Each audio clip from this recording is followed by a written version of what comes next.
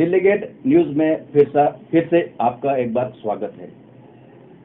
जैसा कि औरंगाबाद शहर के सभी लोग जानते हैं कि कुछ दिन पहले माइनॉरिटी डिपार्टमेंट के मिनिस्टर नवाब मलिक यहां पर आए थे और उन्होंने एक प्रेस कॉन्फ्रेंस लिया जिसमें कहा कि उनका विचार है कि यहाँ का जो वक्फ बोर्ड का जो ऑफिस है, हेडक्वार्टर है, वो बॉम्बे शिफ्ट किया जाना चाहिए। आइए हम जानते हैं, हमारे साथ आज के मेहमान हैं नायब अंसारी जी, जो एडिटर है हिंदुस्तान टाइम्स के और नेशनल वाइस प्रेसिडेंट है ऑल इंडिया उलमा बोर्ड के। उनसे जानने की कोशिश करते हैं कि जो ये शिफ्टिंग का जो विचार चल रहा है, उनका इस बारे में क्या ख्याल है।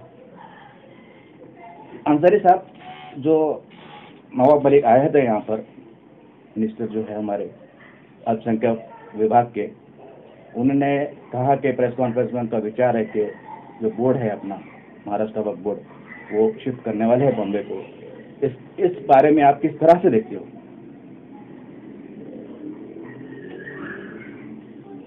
दिल्ली गेट न्यूज़ के नाजरीन को अस्सलाम वालेकुम।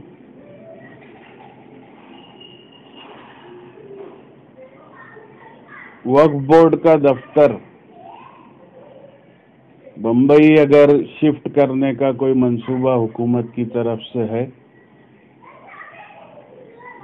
तो हमारा मशवरा यही रहेगा कि हुकूमत को इस अपने फैसले पर या अपनी तजवीज़ पर असर नौ गौर करना चाहिए, क्योंकि महाराष्ट्र में ऐसे कई शोबेजात हैं जो राष्ट्र गवर्नमेंट हुकूमत से वाबस्ता होने के बावजूद उनके दफातर मुख्तलिफ ज़िलों में आज भी काम कर रहे हैं। पूना में, नागपुर में और दूसरे नासिक में, इस तरह के कई अजला में मुख्तलिफ महकमों के दफातर मौजूद हैं। वक्फ बोर्ड का दफ्तर मराठवाड़ा में होना इसलिए ज़रूरी है कि साल से यहाँ पर यह दफ्तर कायम है। दूसरी बात, वक्फ अराजियात का जो मामला है वो बेशक पूरे महाराष्ट्र में फैली हुई है, लेकिन सबसे ज़्यादा वक्फ अराजियात जो हैं वो मराठवाड़ा में हैं। इसलिए मराठवाड़ा में उसका डिवीज़न ऑफिस कायम रहते हुए महाराष्ट्र वक्फ बोर्ड का ऑफिस यहाँ पर रहना चाहिए। इसमें जो सुझाव या जो तजावीज़ पहले पेश की गई हैं कि भाई यहाँ पर मुलाजमीन की तादाद बढ़ाई जाए, वक्फ बोर्ड के लिए, महाराष्ट्र वक्फ बोर्ड के लिए अलहदा दफ्तर कायम किया जाए, जो तरक्याती तजावीज़ है हुकूमत उसकी जानिब ध्यान देने के बजाय इस तरह की हरकतें करके मुस्लिम समाज को मज़ीद परेशान करने की जो कोशिश में है, उससे उसको बाज रहना चाहिए। वक्फ बोर्ड की आमदनी बढ़े, इस बारे में कोई ठोस फैसला करना चाहिए। हम सोच रहे थे कि अभी महाराष्ट्र में 3 पार्टियों की जो हुकूमत आई है और उसमें जो लोग शामिल हैं वो मुसलमानों के मसाइल पर संजीदगी से गौर करेंगे, लेकिन पहली मीटिंग यहाँ पर जो पहला दौरा हमारे मौजूद मिनिस्टर औकाफ और अक़लियती उमूर नवाब मलिक का हुआ था, उसमें जो बातें ज़ेर बहस रही, दूसरे दौरे में उससे बिल्कुल मुख्तलिफ चीज़ें सामने आई। और उसमें से एक वो बात भी है जो आपने दफ्तर शिफ्टिंग की है। इसलिए हम चूँकि काफ़ी अरसे से हमारी कोशिश ऑल इंडिया उलमा बोर्ड की मारिफत यही रही है कि वक्फ बोर्ड के इश्यूज को लेकर हम लोग जद्दोजहद करते रहे हैं, तो जो तरक्याती डेवलपमेंटल काम है वो वक्फ बोर्ड में होना चाहिए। इसकी आमदनी में इजाफा होना चाहिए, इसकी मुलाजमीन की तादाद में इजाफा होना चाहिए, इसके काम में शफाफियत होना चाहिए। آپ ڈیجیٹلائزیشن کی اگر آج بات کریں گے تو یہ سابقہ میں جو ہمارے پاس جب وقف بورڈ بنا اس وقت سے یہ نعرہ اٹھتے رہا ہے کہ وقف بورڈ کے تمام ریکارڈ کو ڈیجیٹلائز کیا جائے، اس کو محفوظ کیا جائے. کام بھی ہوا. بہت صحیح کہا آپ نے. آپ وقف بورڈ میں جائیں گے کبھی دفتر میں، اگر آپ جا کے دیکھیں گے جی تو وہاں پر ایک شعبہ کمپیوٹر کا بنا ہوا ہے الگ.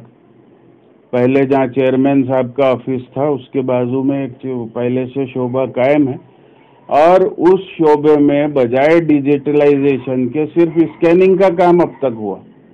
ڈاکومنٹ اسکین کر کے آپ محفوظ کیسا رکھ سکتے ہیں جب تک اس کا آپ صحیح پراپر ریکارڈ جو ہے آج بھی ڈیجیٹلائز نہیں ہوا ہے.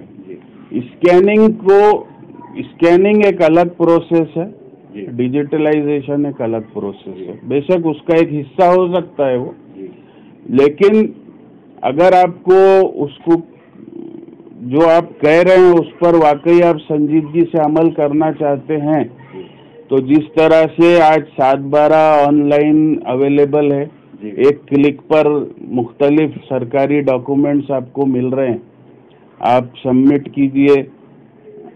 سیتو سہولیتی کیندر جو ہے اس کے ذریعے یا اور اس طرح کے جو مراکز ہے اس کے ذریعے آپ کو کئی چیز آن لائن دستیاب ہیں. آپ وقف بورڈ کا کوئی ریکارڈ مانگیے، آپ کو آن لائن کبھی ملے گا؟ یا ملا ہے کسی کو تو بتائیے آپ مجھ کو. تو اتنے سال سے آج تک جو ڈیجیٹلائزیشن کا پروسیس ہو رہا تھا تو کیا کام ہوا پھر؟ میرا ایک سوال یہ ہے کہ جو ڈیولپمنٹ نہیں ہو رہا ہے اور ریونیو جو ہے جنریٹ نہیں ہو رہا ہے اچھی طریقے سے، تو آپ سرکار کو کیا کہنا چاہیں گے اس بارے میں؟ آپ کا کیا اسٹیپ ہوگا؟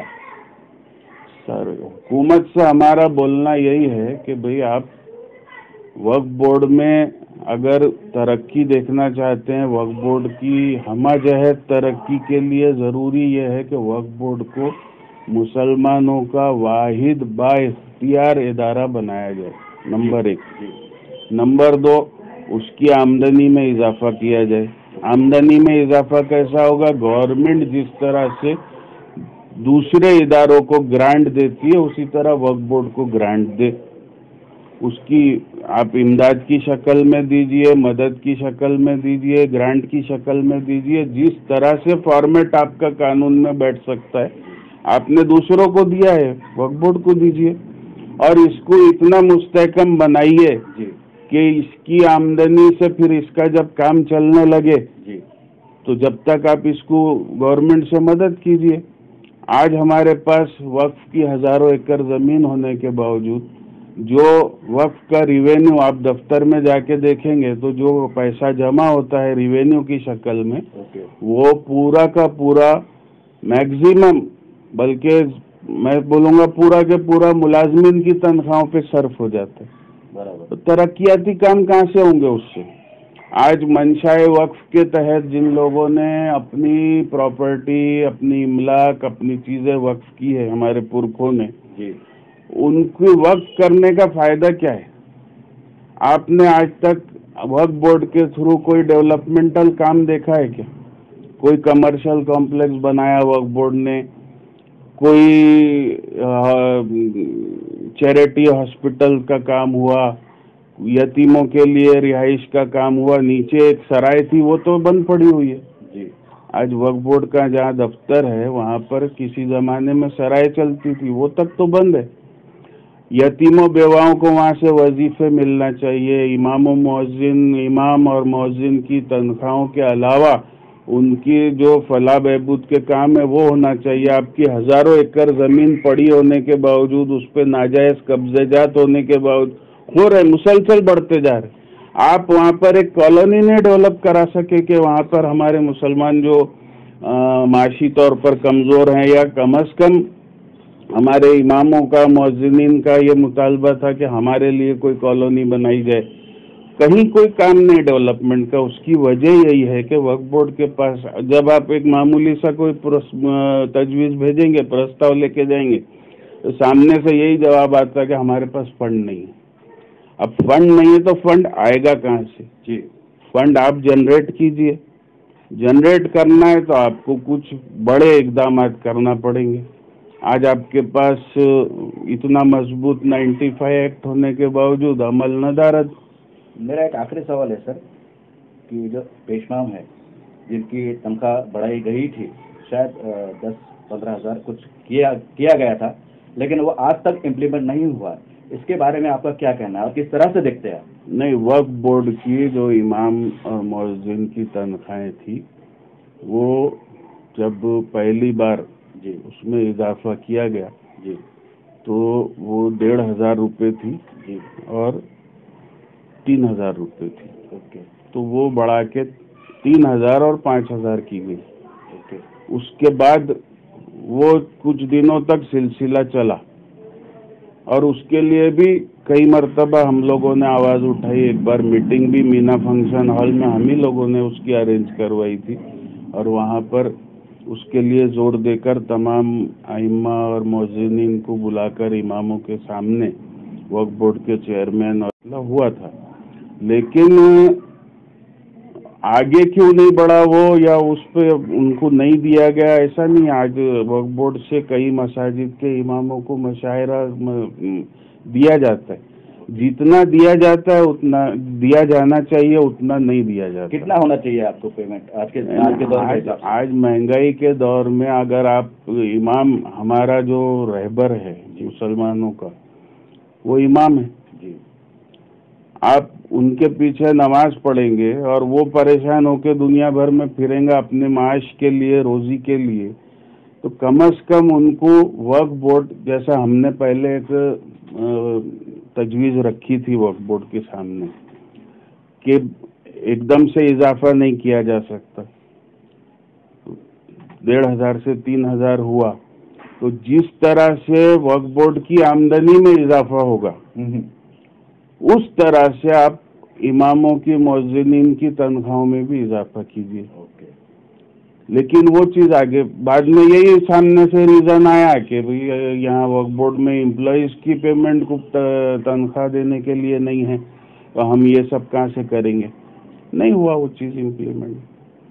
آپ آج جو ہے کئی ادارے وقف بورڈ کے پاس آ رہے ہیں. 95 ایکٹ کے بعد آپ کے پاس اختیار ہے. پہلی بات، وقف بورڈ میں فل ٹائم پرماننٹ سی او کی ضرورت ہے جو کم از کم ایڈیشنل کلیکٹر یا ڈپٹی سیکریٹری رینک کا آفیسر ہو، جو جس کے پاورز ہو، جو جوڈیشری کا جس کو پاور ہو، ایسا آدمی وہاں پر ہونا چاہیے سی او کی شکل میں. دوسرا، وقف بورڈ کی پورا کورم جو ہے، پورا بورڈ کا فارمیشن ہونا چاہیے. وقف بورڈ کا فارمیشن کرتے وقت جو کرائیٹیریا قانون میں موجود ہے اس پر مکمل عمل ہونا چاہیے. اس میں سیاسی بازیگری نہیں چلنا چاہیے. جیسا اس میں کیٹیگری وائز اپوائنٹمنٹ کا گنجائش ہے، متولی کیٹیگری سے، فلاں سیاستدانوں کی کیٹیگری سے، ایم ایل اے سے، ایم پیز سے، اور پھر بعد میں کچھ جو این جی اوز یا سماجی ہے، اس طرح سے اس طرح کا ملا کے آپ کو بورڈ بنانا چاہیے، بجائے اس کو سیاسی اپوائنٹمنٹ کے. جو قانون میں بیٹھے ایسے لوگوں کو، جیسا بار کونسل کا بھی اس میں وہ ہے، ایسے لوگوں کو نمائندگی دی جانا چاہیے اور ایسے لوگوں کا انتخاب کیا جانا چاہیے جو وقف بورڈ کے بارے میں، وقف املاک کے تحفظ کے بارے میں سنجیدہ ہے، نہ کہ اس بورڈ میں آنے کے بعد وہ اپنی مفاد کی باتوں کے لیے وہاں پر بیٹھے، بلکہ وہ قوم کے حق میں بات کریں، کام کریں، فیصلے لیں اور یہ سوچ کے کریں کہ اس کا جواب ان کو آخرت میں بھی دینا ہے اور یہاں پر دنیا میں بھی اس کا آپ کے سامنے ہی سارا چیز آنے والا ہے. آپ کا بہت بہت شکریہ دلی گیٹ نیوز کے لیے، آپ نے اپنا قیمتی وقت نکالا. شکریہ، دھنیہ واد. شکریہ.